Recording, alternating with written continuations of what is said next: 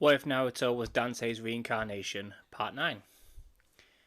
Naruto gets to the arena and heads up to where the Genin are, and meets up with Sasuke, who, in this timeline, wasn't training with Kakashi all month, so there was no reason for him to be late at all. He looks towards Naruto and gives a sly grin, saying that now it seems they are on somewhat equal ground, as he pulls out the Yamato, which was held by his side.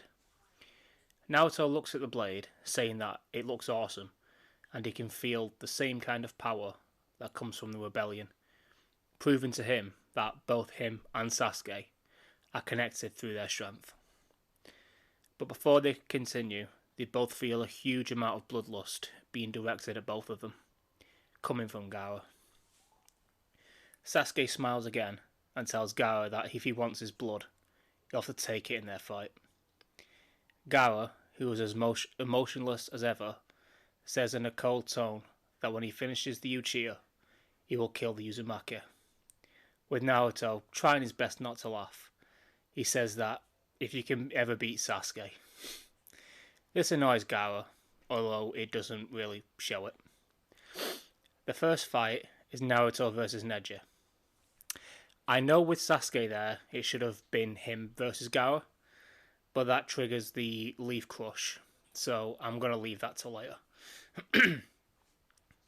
Naruto and Neji both jump down to the fighting stage and stare each other down. I'm sorry, my throat is a bit gone over today. Naruto starts by throwing a few shuriken and kunai at Neji, not using all his strength, as he wanted to see how fast Neji was, but Neji only just managed to dodge them, as he wasn't expecting that speed. Naruto looks bored, and he tells Neji that even with the Byakugan, you really only just managed to dodge them. This angered Neji, who ran towards Naruto, hoping to end the fight quickly. But Naruto just stretches his fist out, and Neji runs right into it, knocking him back. Neji gets back up, and gets pissed off.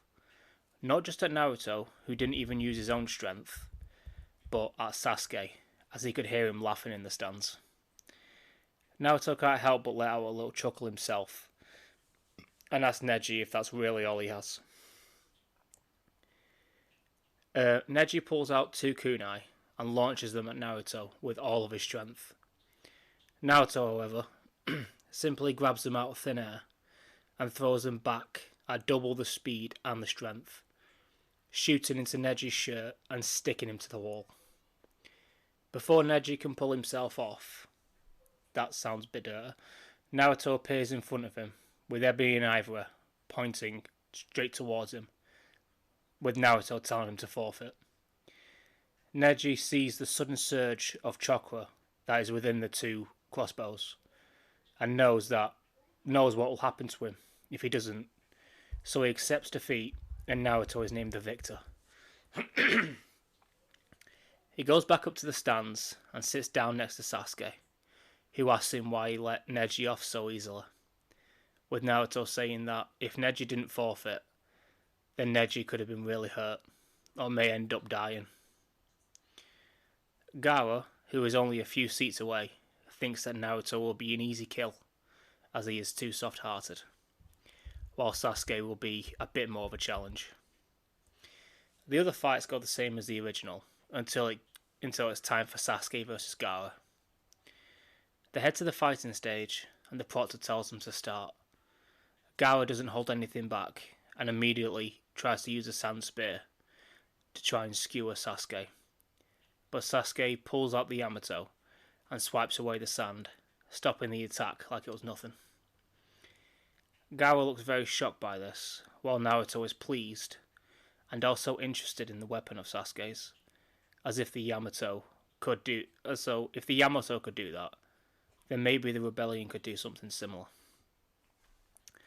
The fight continues, with Sasuke simply swatting away all of Gaara's sand, and uses his Sharingan to make 3 daggers that circle around Gaara, basically keeping him still, because if he moves, he will be stabbed by one of the blades. Gaara uses a small sand tsunami to make Sasuke get back, and then uses a sand dome ready to release the Shikaku. Sasuke dodges the tsunami and notices the dome. He tries to penetrate it with the Yamato and his daggers, but the dome just repairs itself quicker than Sasuke could try and enter. But Sasuke just smiles, as he wanted to test something out. He closes his eyes and focuses on Gaara's chakra signature with all of his sensory abilities. He unsheathes the Yamato and jumps. He disappears using the Dark Slayer style that comes with being Virgil's reincarnate and also having the Yamato.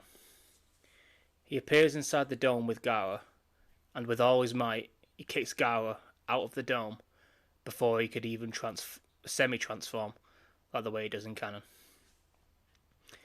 Everyone is shocked, including Naruto, who didn't know that Sasuke could do anything even remotely close to this. Gaara wearily gets back up, but is put back to the ground again with Sasuke on top of him, the Yamato pressed against his throat. Before the proctor could declare Sasuke the winner, the proctor, as well as a lot of people, fall asleep. The Leaf Crush plan had been launched, and instead of Orochimaru grabbing Hiruzen to get him away, instead, Raza does this. For a bit of context, Orochimaru never killed the 4th Kazekage in this story. This is due to the fact that he couldn't really fight against Hiruzen and find a way to implant the curse mark on Sasuke at the same time, which in this timeline, at this point, is his primary objective. Sasuke and Gaara's fight continues, and Gaara starts to transform as he loses more and more of his sanity and gives in to his lust for blood. Naruto, who wasn't affected by the Genjutsu in this timeline due to his demonic blood, jumps down to the arena to give Sasuke some backup. He knows that this is Sasuke's fight, so he stands back and every now and again shoots at Gaara with ebony and ivory just to even the playing field slightly. But then Gaara turns into his semi-Shikaku state, and Naruto knows that he has to join in now. He shouts for Sasuke to get him out of the way, and uses the summoning jutsu, and summons Phantom. Every Jonin, apart from Kakashi, was shitting themselves at the sight of the supposed unkillable arachnid. But Kakashi tells them that it's okay. Those boys have killed him before, which must have been the reason why Naruto could now summon him. Phantom begrudgingly asks Naruto what he wants him to do, with Naruto points towards Gaara and tells Phantom to subdue him, but not kill him. Phantom then runs towards Gaara and starts to battle. Gaara's sand and Phantom's fiery tail fly all around the arena in a massive clash of monsters.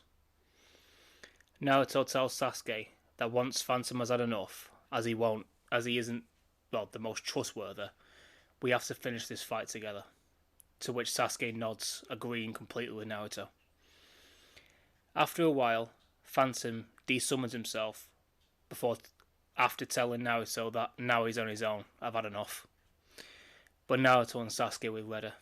Both with their swords in hand, they rush Gaara, stripping the sand away and leaving him exhausted, unable to move, and his body too weak for even Shikaku to possess him.